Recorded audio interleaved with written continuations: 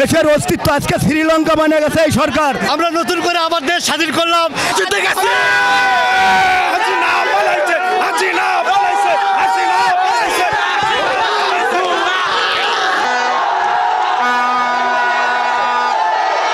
গলার যে অবস্থাটা পুরোপুরি আন্দোলনের জন্য। We are finally free and this is what freedom looks like, man. We are free. Bangladesh প্রথমবারের মতো স্বাধীন আজ ভাই। বাক স্বাধীনতা ফিরে পেলাম, এতদিন কথা বলার সুযোগ ছিল না। সাধারণ ছাত্রদের জয়, সাধারণ মানুষদের জয় এবং সারা বাংলাদেশের বিজয় হয়েছে। আমার গায়ে এখনো ওই যে গুলির চিহ্ন আছে, পুরো বুক সুদ্ধা। হাসিনা পদত্যাগ করছে, নারায় তাকবীর। 52 দেখিনি, 66 দেখিনি, আমি 24 দেখছি।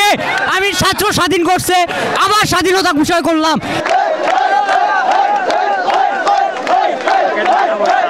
Talking to the whole world, we are Bangladeshi. You've seen from 52, 1952. You have seen from 1971. Now you are seeing in 2024. এই জায়গায় আমার এক ভাইয়ের মাথায় বুলেট লাগছিল। এই জায়গায় আজকে সেই জায়গায় আমরা বিজয় মিছিল করতেছি। গণমাধ্যম মুক্ত হলো। আমরা এর আগে প্রথমে দেখছি যে তারা জামাত শিবির, তারপরে সন্ত্রাসী হামলাকারী এছাড়া কাউকে মাঠে দেখে না। আজকে সমস্ত গণমাধ্যম তারা বলতেছে যে রাস্তায় শিশু, শিক্ষার্থী, সাধারণ মানুষ, পেশাজীবী এরা মাঠে। দেশের অস্তিত্ব আজকে শ্রীলঙ্কা মানে গেছে এই সরকার। হাজার হাজার কোটি টাকা দেশের বাইরে আছে। জনগণের আজকে বিস্ফোরণ থেকে বোঝা যাচ্ছে এই শেখ হাসিনা, খুনি হাসিনা কত খুন করছে।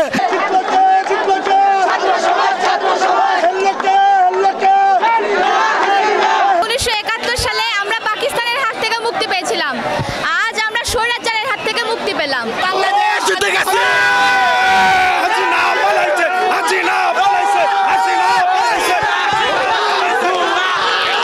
এই অবস্থা আমরা সারা বাংলাদেশের মানুষ প্রত্যাশা করছি। আমাদের নিশ্চিত আমরা নতুন করে আবার দেশ স্বাধীন করলাম। শেখ হাসিনার পদত্যাগ হয়েছে, আলহামদুলিল্লাহ আমরা অনেক অনেক খুশি। স্বৈরাচারের পদত্যাগ হয়েছে। আমরা চাই ভালো একটা লোক আসুক দেশে শাসন করার জন্য। আমরা শান্তি চাই। আমরা কোনো মায়ের সন্তান হারাইতে চাই না। মারা গেছে তাদের মায়েদের যেন আল্লাহ ধৈর্য দান করে। এই দেশ কারো বাপ দাদার না, আমাদের দেশ আমরা স্বাধীন করেছি। আমরা সামনে বিজয় অর্জন করবো ইনশাল্লাহ। শিক্ষা বাঁচলে জাতি বাঁচবে।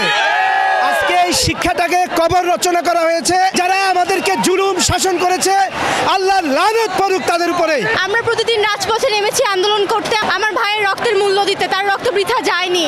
আমরা দেশকে স্বাধীন করতে পেরেছি।